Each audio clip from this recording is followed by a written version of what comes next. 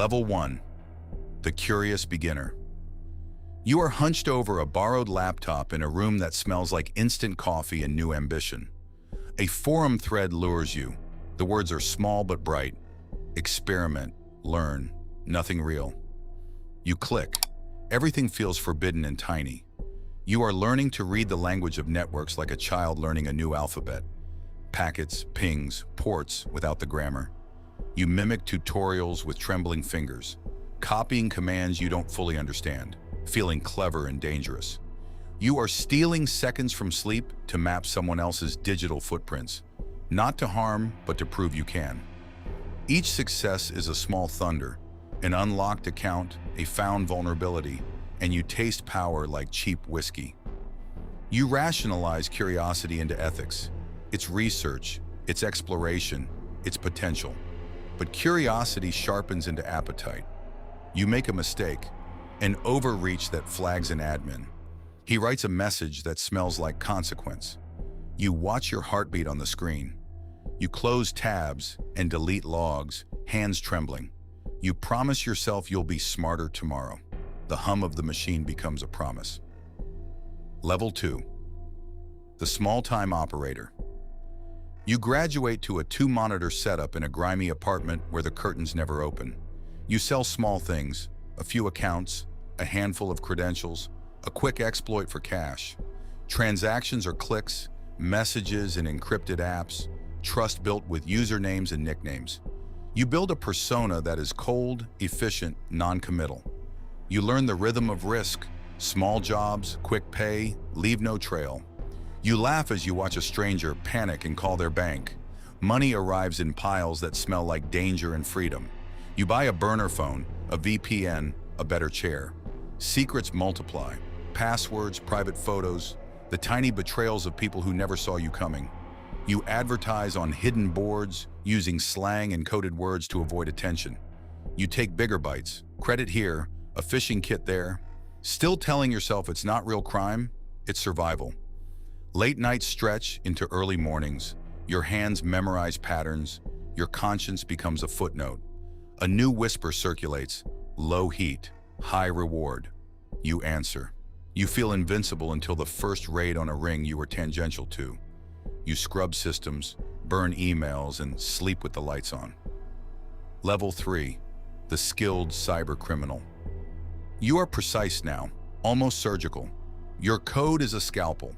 Your instincts are cultivated through mistakes and survival. You live by scripts, templates, and an uncanny ability to predict human error. You infiltrate institutions, not for chaos, but for curated gains. Data troves, corporate secrets, dormant wallets. You craft social attacks like plays. You study victims, you bait them, you watch them fall. You no longer need the thrill of success. You need the certainty of control. You manipulate logs, seed false trails, and watch investigators chase shadows. Your anonymity is a fortress built of many small deceptions stacked immaculately. You build alliances with coders who owe you favors and social engineers with silver tongues. You refine the art of plausible deniability. Every heist has a script and an exit. You create backups of your backups.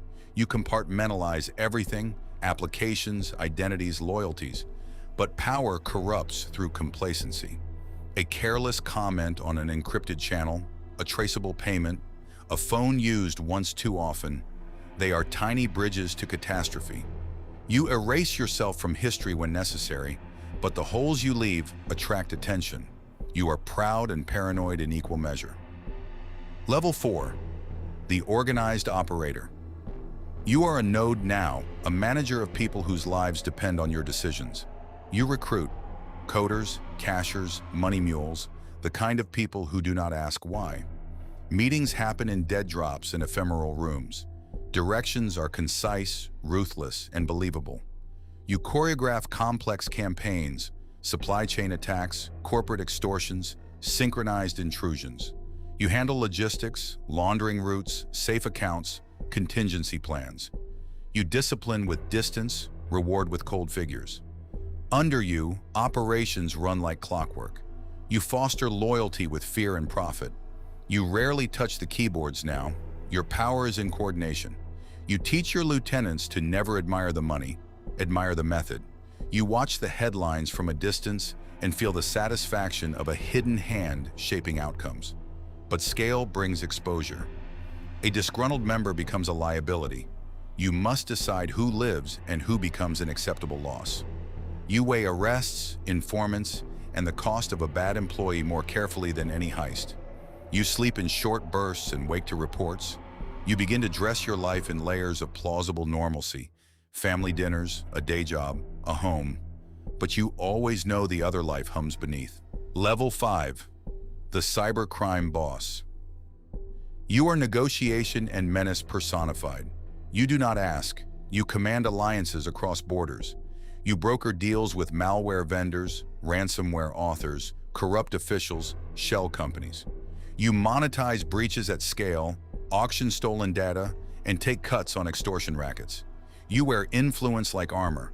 Diplomats, lawyers, and bankers on payroll.